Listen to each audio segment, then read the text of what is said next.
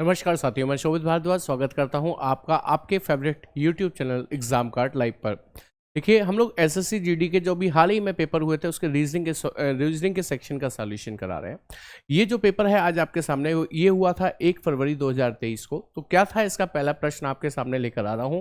पहला प्रश्न ही इसका श्लोक से है, यानी कि कथन एवं निष्कर्ष जिसे आप बोलते हो, सिलोजिज्म जो होता है उससे है। कथन निष्कर्ष नहीं कहते जबकि इस टॉपिक को, इसका नाम है सिलोजिज्म या न्याय निगमन। सवाल है, सभी मेज लकड़ी हैं तो मैंने सभी मेज को लकड़ी बना दिया है कुछ इस तरीके से। सभी मेज लकड़ी हैं। अब इसके बाद कहता है सभी लकड़ी पेंट हैं तो सभी लकड़ी को मैंने पेंट भी बना दिया है। कोई पेंट स्टील नहीं है तो स्टील से इसकी लड़ाई करा दीजिए। कोई पेंट स्टील नहीं है। आइए निष्कर्ष पे।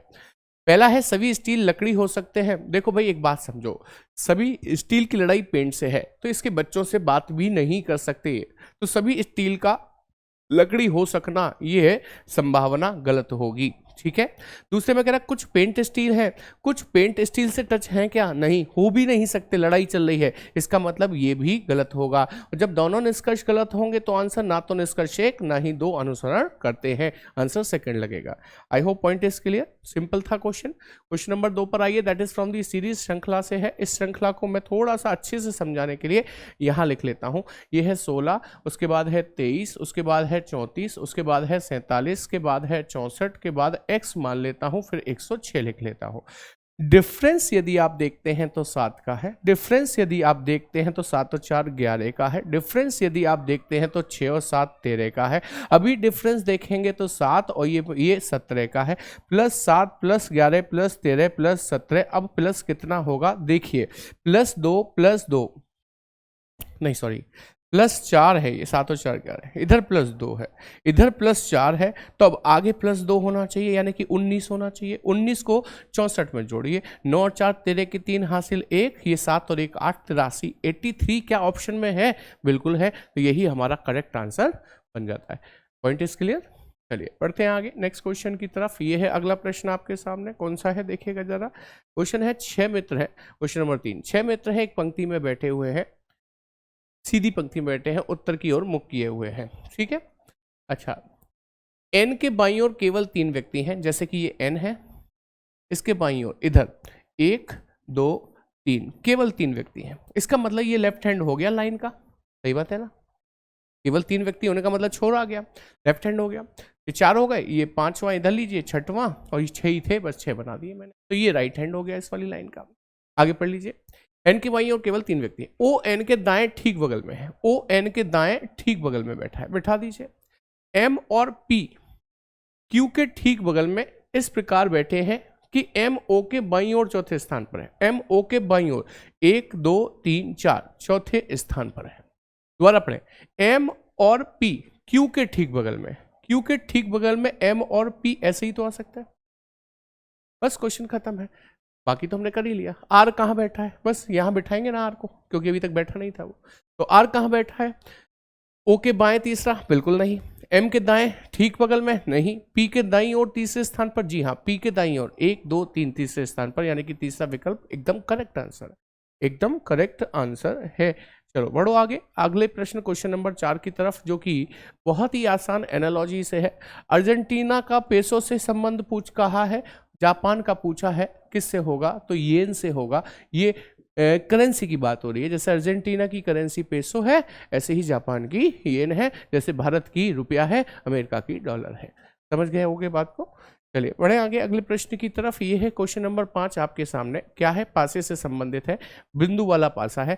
पूछा है कि 5 दर्शाने वाले के विपरीत क्या होगा। तो 5 के विपरीत पूछा है, तो पहले 3 और 3 वाला काट दें, 1 और 1 वाला काट दें, तो 5 के 4 हो गया। 4 विकल्प 4 में ही दे रखा है। चौथा सही है। जब 2 नंबर कॉमन हो ना दोनों पासों में, दोनों को निकाल कर बाहर फेंक देते हैं, जो काट देते हैं, मतलब जो बचा अंदर आपस में अपोजिट हो जाता है। नेक्स्ट देखिएगा अगला सवाल क्या है। 6वां सवाल है, जिसमें आपको एक शब्द की इमेज दी है और MN रेखा पर मतलब एक मिरर लगा है। आपको बताना है मिरर इमेज कैसी बनेगी। तो मिरर इमेज कैसी बनेगी ये जानने के लिए H सब में सेम है, I सब में सेम है, E सब में सेम है। R की बात करें तो कैपिटल R था, इसमें स्मॉल R है। अच्छा यहाँ से स्मॉल था, पीछे से देख रहे हैं ना, स्मॉल था तो स्मॉल है, इसमें कैपिटल है, इसमें स्मॉल है। अब ए की बात करें तो ए इसमें सही बना है, सही बना है, सही बना है। आगे बढ़े तो आर भी सब में सही बना है, आगे बढ़े तो सी भी सही है। अब एच की बात करें तो एच इसमें स्मॉल है तो ये कैपिटल वाले तो गए काम से, अब स्मॉल रह गए। अब वाई की बात करें तो कैपिटल है तो कैपिटल इसमें है, इसमें नहीं है तो ये भी गया काम। I hope point is clear, समझ में आ गई होगी बात। बहुत ही आसान सा प्रश्न था। इस इक्वेशन में कौन से दो चिन्हों को रखा जाए जिससे कि ये बैलेंस हो जाए, क्वेश्चन नंबर 7। ठीक है, तो पहला विकल्प ही हमारा आंसर है। डिवाइड और इनटू को चेंज करने की कह रहा है, वहीं से करने की कोशिश करते हैं।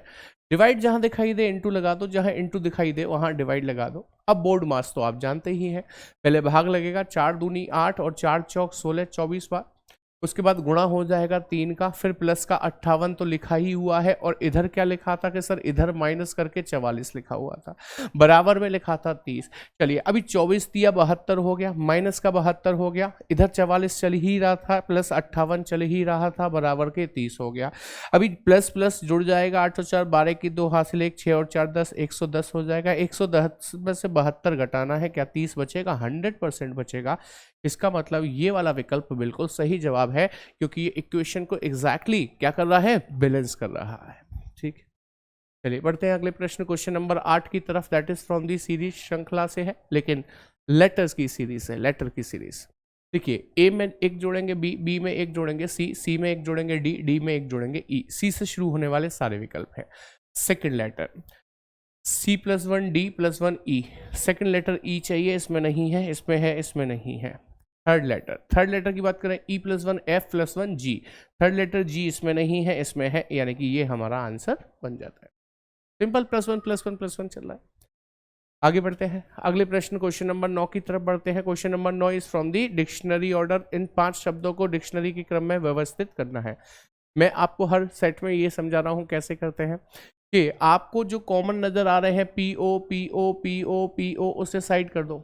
अब जो बचे हैं उनकी नंबरिंग कर लो। ये 23 है, ये 21 है, ये 23 है, ये 9 है, ये 12 है। L 12 पर होता है। छोटा कौन है कि सर 9 वाला, फिर छोटा कौन है कि सर 12 वाला। अब 21 वाला छोटा हो गया, तीसरा। अब 23 और 23 2 है, तो अब आगे बढ़ जाओ। ये 5 है और ये 4 है, तो ये हो गया चौथा और ये हो गया पांचवा। बताइए, पहले नंबर पे 4 लगाया, दूसरे नंबर पे 5 लगाया, तीसरे पर 2 लगाया, चौथे पर 3 लगाया, पांचवे पर 1 लगाया। 45 231 आपका विकल्प बना हुआ है। चौथा विकल्प बिल्कुल करेक्ट, एकदम एग्जैक्ट आंसर बन जाता है। समझ में आ रही होगी बात। चलिए बढ़ते हैं आगे अगले प्रश्न 10 की तरफ। ये है एनालॉजी से। एनालॉजी से है 4 तिया 12 + 3 हो जाएगा, 6 तिया 18 + 3 हो जाएगा, 13 तिया 39 + 3। अरे वाह, एक बार में हो गए। तो 4 तिया 12 + 3 है ना, 6 तिया 18 + 3 21, इधर लिख दो 13, तो 13 तिया 39 में 3 जोड़ेंगे तो 42 हो जाएगा। इसका मतलब 13 बिल्कुल करेक्ट जवाब बन जाता है। एक बार फ्लो में हो गया, एकदम से होता चला गया। चलिए बहुत अच्छी बात है। क्वेश्चन नंबर 11 देखेगा। 11वां प्रश्न क्या है? 11वां प्रश्न ये है, एक आकृति दी गई है, कह रहा है उस विकल्प चित्र चुनिए जो प्रस्तुत चित्र में अंतर्निहित है, घुमाना मान्य नहीं है, घुमा नहीं सकते हैं। तो ये वाला चित्र तो साफ नजर आ ही रहा है ना, इसमें आपको दिखाई नहीं दे रहा, ये वाला चित्र इसके अंदर निहित है। यानी कि दूसरा विकल्प ही हमारा आंसर बन जाता है, दूसरा विकल्प ही हमारा करेक्ट आंसर बन जाता है। 12वां प्रश्न देखेंगे। 12वां प्रश्न क्या कहता है? एक सीरीज से है, श्रृंखला से है, आपसे पूछा है इसको प्रश्नवाचक चिन्ह की जगह पर क्या आएगा। नोटिस करिए क्या हो रहा है। इस तरह S यहाँ से ऊपर जाता है, ये आ गया, फिर यहाँ से नीचे आता है, ये आ गया, फिर यहाँ से ऊपर जाता है, ये आ गया, फिर यहाँ से नीचे आएगा, तो नीचे इसमें आ रहा है कि नहीं? अच्छा और भी चेक करा देता हूँ, बाकी किसी में आ रहा है कि नहीं आ रहा है। छोटा कर दें इसे थोड़ा सा, ओ सॉरी।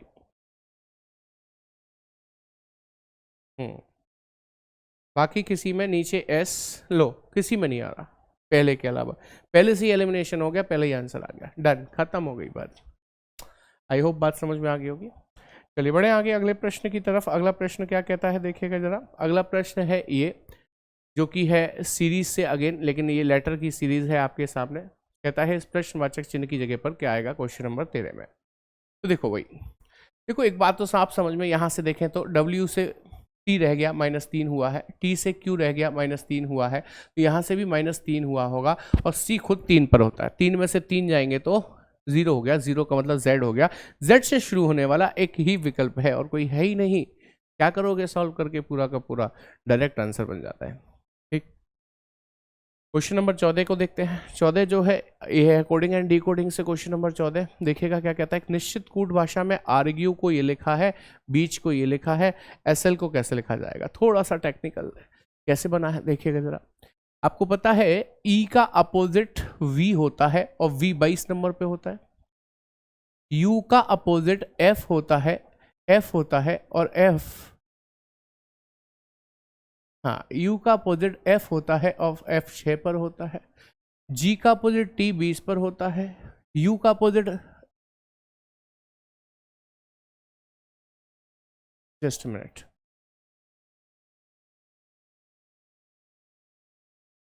हाँ ई का अपोजिट वी 22 पर, यू का अपोजिट एफ 6 पर, जी का अपोजिट टी 20 पर, आर का अपोजिट आई 9 पर, 09 लिख दिया है, ए का अपोजिट जेड 26 पर। सही है।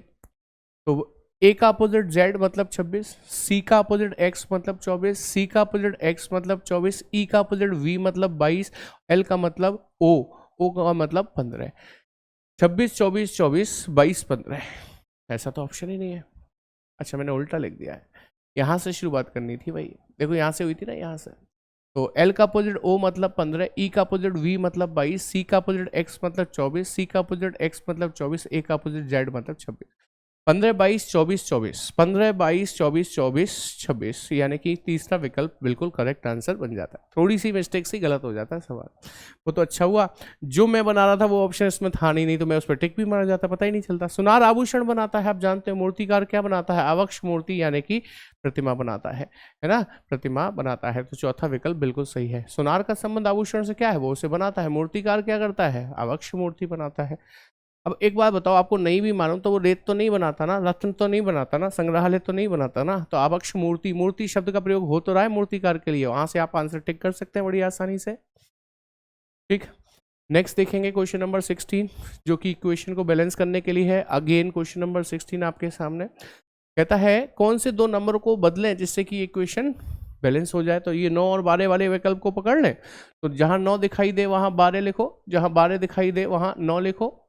बोर्ड मास के अकॉर्डिंग भाग लगाएंगे। 12 अट्ठे 96, 12 निम्मा 108 हो गया, 9 बार कट गया। 9 का गुणा 16 से करेंगे 144 हो गया, 144 प्लस 9 हो गया, माइनस के 27 हो गया। ये जुड़ जाएगा, 3 की 3 हासिल 1 5, 153 में से 27 कट जाएगा, ये बचेगा 6, ये बचेगा 4, 146 सॉरी 27 घटाना है इसमें से, 13 में से 7 जाएगा, 13 में से 7 जाएगा, 6 बचेगा। उसके बाद इधर बचा है आपका 4, 4 में से 2 जाएगा, 2 बचेगा, 126 ही तो बच रहा है। सही तो है, तो बिल्कुल बैलेंस हो रहा है। किससे? चौथे वाले विकल्प से। चौथा विकल्प बिल्कुल सही है। आइए 17वें क्वेश्चन पर, जो कि सिटिंग अरेंजमेंट से है।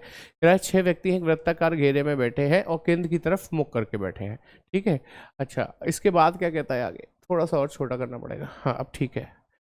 केंद्र की ओर मुख करना है, वृत्ताकार घेरे में बिठाना है, 1 2 3 4 5 6 और ये केंद्र हो गया। ठीक है, क्या कहता है? जे एन के दाएं दूसरे स्थान पर, जैसे ये एन है तो इसके दाएं 1 2 दूसरे स्थान पर जे है। ओ एम और जे के ठीक बगल में, तो ओ को यहां बिठाओ और एम को यहां बिठाओ, तभी तो एम और जे के ठीक बगल में ओ आएगा। सही है। कहता है के एल के बाएं दूसरा है, के एल के बाएं दूसरा तब हो सकता है जब एल यहां हो तो इसके बाएं 1 2 के यहां पर हो, और कोई तरीका ही नहीं है।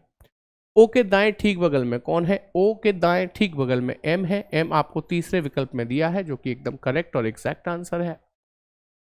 क्वेश्चन नंबर 18 देख लेते हैं। 18 में एक सीरीज दी है, श्रृंखला। श्रृंखला में, इस श्रृंखला को समझना है अच्छे से, तो मैं यहाँ पर लिखूंगा आपके सामने, यहाँ पर लिखूंगा आपके सामने, देखिएगा जिससे कि अच्छे से समझ में आएगी आपको।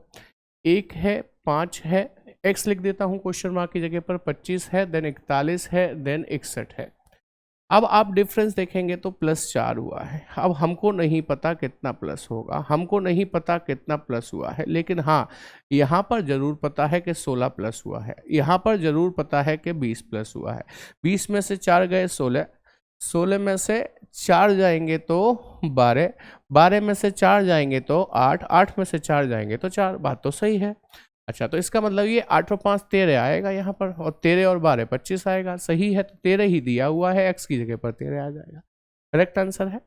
चलिए बढ़े आगे अगले क्वेश्चन नंबर 19 की तरफ, जो कि कोडिंग एंड डिकोडिंग से है। कोडिंग एंड डिकोडिंग का क्वेश्चन है 19वां। क्या कहता है?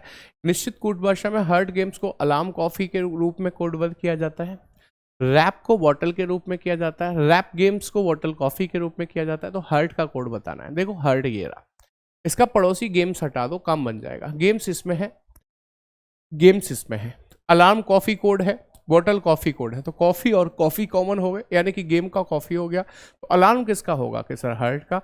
आंसर बन गया हर्ट का अलार्म होगा, आंसर इज करेक्ट। ठीक है, चलिए नेक्स्ट क्वेश्चन देखेंगे, आखिरी प्रश्न है आज का, यह है क्वेश्चन नंबर 20।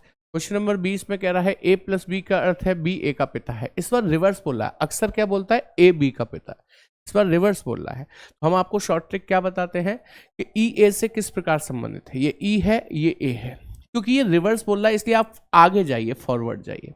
जब वो फॉरवर्ड बोलता है तो हम पीछे से चलते हैं। ठीक है, चलिए बोलिए। स्टार का मतलब क्या दे रखा है? पुत्र, मेरा पुत्र। पुत्र के बाद प्लस का मतलब है पिता, मेरे पुत्र का पिता मतलब मेरा पति। पति के बाद एट दी रेट का मतलब भाई, मेरे पति का भाई मेरा देवर। देवर के बाद माइनस का मतलब माता, मेरे देवर की माता मेरी सास लगेगी, तो सास से ही आंसर भी है। आप चाहें तो फैमिली ट्री बनाकर भी निकाल सकते हैं, डायरेक्ट आंसर दे सकते हैं, तो फिर जरूरत क्या है फैमिली ट्री की। ये था आपका आखिरी प्रश्न, 20 से ही प्रश्न आते हैं आपके इस पेपर में। कैसा लगा सेशन? एक एक क्वेश्चन आपको समझ में आया कि नहीं, कमेंट करके जरूर बताइएगा। ऐसे ही और रीजनिंग के सॉल्यूशन के लिए जुड़े रहिए एग्जाम कार्ड लाइव के साथ। Thank you very much. ये एग्जाम कार्ड और एग्जाम कार्ड की टीम ने मिलकर एक बहुत ही शानदार किताब बनाई है। ये है एसएससी जीडी कांस्टेबल की किताब, जिसमें हम आपको 20 मॉक पेपर्स प्रोवाइड कराते हैं, 12 सॉल्व पेपर प्रोवाइड कराते हैं। सॉल्व पेपर का मतलब है जो प्रीवियस ईयर्स में पूछे गए थे, और प्रीवियस ईयर में भी 2013, 2015, 2019, 2021 और 2023। जी हाँ, बिल्कुल करंट सेशन जो चल रहा है, करंट 2023 के जनवरी और फरवरी में जो पेपर्स हुए थे वो भी इसमें इंक्लूडेड है। सबसे अच्छी बात यह है कि जब आप इस किताब को पढ़ते हैं, इन सारे पेपर्स को लगाते हैं, और आपको कहीं कोई कठिनाई आती है और उस कठिनाई का समाधान आप टीचर के माध्यम से सुनना चाहते हैं, तो आप इस वीडियो सॉल्यूशन को देखकर बहुत आसानी से अपने प्रॉब्लम्स को, अपने डाउट्स को क्लियर कर सकते हैं। इस किताब को परचेस करने के लिए आपको जाना होगा एग्जाम कार्ड की वेबसाइट www.examcard.in पर। यहाँ पर जाएंगे और अपनी बुक को सेलेक्ट करेंगे, वहाँ पर परचेज करने के लिए ऑनलाइन पेमेंट करिए और घर बैठे बैठे इस किताब को मंगा लीजिए। आपको कहीं किसी मार्केट में जाने की ज़रूरत नहीं पड़ेगी।